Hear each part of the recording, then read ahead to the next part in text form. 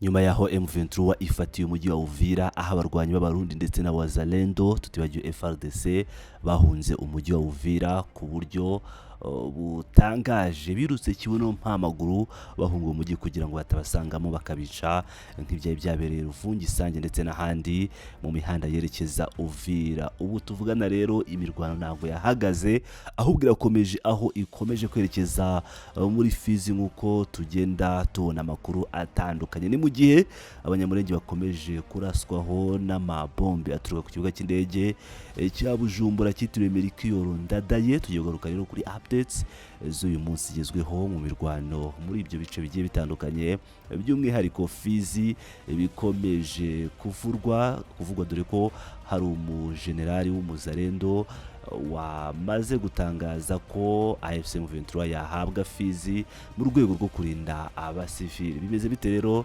Reka tugaruke kuri nkuru yose uko yakabaye, twumve uko imirwano yiriwe ku munsi w'ejo. Twuze cyane rero mu gitondo cyo ku cyumweru habaye imirwano hagati y'abarwanyi ba AFC M23 n'imitwe ya Wazalendo muri teritwari ya Uvira mu ntara ya Kivu y'Amajyepfo, nk'uko amakuru menshi ava muri ako gace agera kuri actualité.cd. Nk'uko aya makuru abitangaza, imirwano yatangiriye i Ruanga, umujyi uherereye mu muhanda uhuza Uvira na Fizi. Igice kinini kimaze imyaka myinshi cyaratewe n'amazi y'ikiyaga ya Tanganyika. Agana saa sita z'amanywa imirwano yimukiye i Makobola ya mbere, umudugudu wa nyuma wa teritwari ya Uvira uhana imbibi na teritwari ya Fizi. Andi makuru aturuka muri ako gace agera kuri AFP agira ati imirwano yaberaga ku gice cya Ruanga ihuza abantu ba Wazalendo na M23 ahagana mu masaha ya saa sita. Ubu iri kubera i Makobola ya mbere. Makobola ya mbere ni umudugudu wa nyuma muri teritwari ya Uvira, naho Makobola ya kabiri ni umudugudu winjira aho wawinjira muri Fizi. Undi muntu uraho yagize ati abantu ba AFC M23 bamaze kugera muri Makobola ya mbere kandi bahanganye na Wazalendo. Nk'uko aya makuru abitangaza, abarwanyi ba Wazalendo cyane cyane imitwe ifitanye isano na Yakutumba na Makanaki baragaragara muri Makobola ya kabiri. Nk'uko amakuru menshi abitangaza ngo nyuma ya Makobola ya mbere ngo ubwoba bw'uko imirwano igera kuri Makobola ya kabiri, umudugudu wa mbere muri Fizi uvuye Uvira, bukomeje kuba bwinshi. Nyuma rero y'iyo mirwano yakomeje kuba ndetse bikaba bigaragara ko AFC M23 ikomeza ikaba yafata Fizi. Amakuru ahari ari guturuka mu Bazalendo, nk'uko umwe mu banyamakuru bakunda gutangaza amakuru y'Abazalendo by'umwihariko muri Uvira, babaga muri Uvira, harimo amakuru ya Kutumba ndetse n'abandi bose bitwa Kibenge, akaba yavuze ko generali wa Mayimayi winjiye mu Bazalendo ari gusaba ko Fizi ihabwa AFC M23 mu rwego rwo kurinda abasivili. Yakomeje agira ati cyangwa yatangiye agira ati umwe mu bajenerali biyitirira ba Mayimayi winjiye muri Wazalendo, avuga ngo abafasha ba FRDC General Mayere asa n'uwataye icyizere, arasaba ingabo ze n'abafatanyabikorwa babo guha inzira AFC M23 mu karere ka Fizi, kubera ko yacitse intege cyane kubera kubura inkunga y'ibikoresho n'iy'amafaranga byari bitegerejwe kuri leta ya Kinshasa mu mwaka ushize i Ruvungi.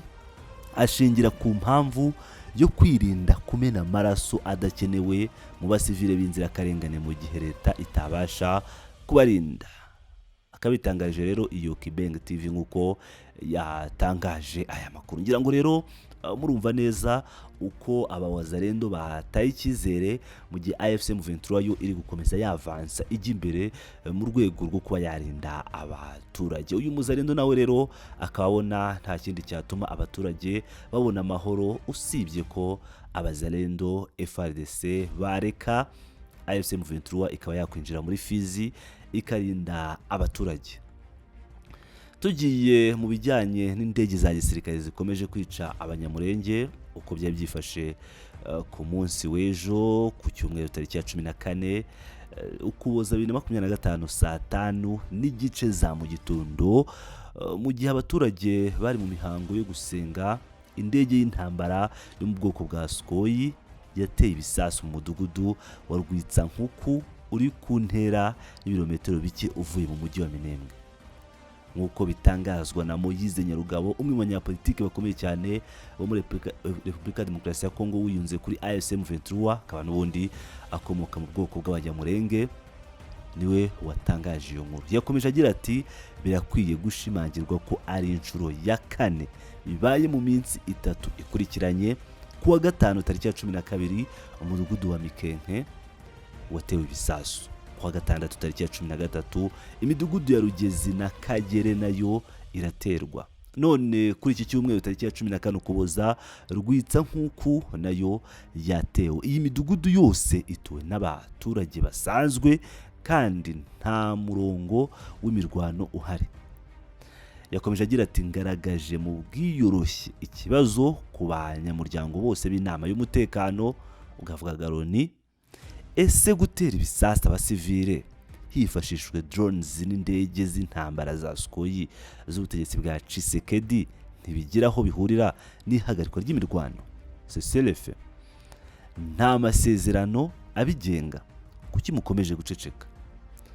Yakomeje agira ati kuki nanone muceceka ku ngendo nyinshi z'amato zitwara abasirikare b'abarundi kandi bishoboka n'abandi b'amahanga bakabashyira ibaraka mu karere ka Fizi muri iki gitondo?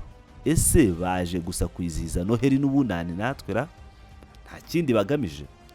Mu gihe ubutegetsi bwatangazaga ko buri gukura ingabo zabwo muri Kongo, ibibera ku butaka n'ibinyuranye n'ibyo. Abasirikare bafatirwa i Bujumbura n'i Rumonge bakambuka ikiyaga bakajya i Baraka. Ntibishoboka kwifuza ikintu ariko twemera ingaruka zacyo zikurikirana mu buryo bwumvikana, cyangwa ngo wiyitirire ko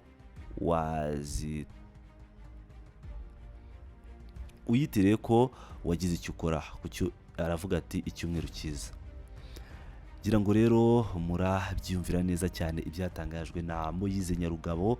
Aya ni amagambo ya Moise Nyarugabo, umunyamurenge, umwe mu banyapolitiki bakomeye babayeho mu bwoko bw'abanyamurenge, aho ubasigaye abarizwa muri AFC M23 ndetse akaba akomeje kugenda agaragara mu bikorwa bitandukanye bya AFC M23. Rero akaba ari gutabariza abanyamurenge aho bakomeje kwicwa, by'umwihariko n'izi ndege z'intambara zikomeje kubagabaho ibitero nk'uko amakuru atugeraho, ndetse nawe ubwe akaba agenda aduha updates buri mwanya, ndetse natwe tukazibagezaho 5 kuri 5. Inshuti bakunzi ba Pilot News TV, izo nizo updates zari zigezweho aka kanya.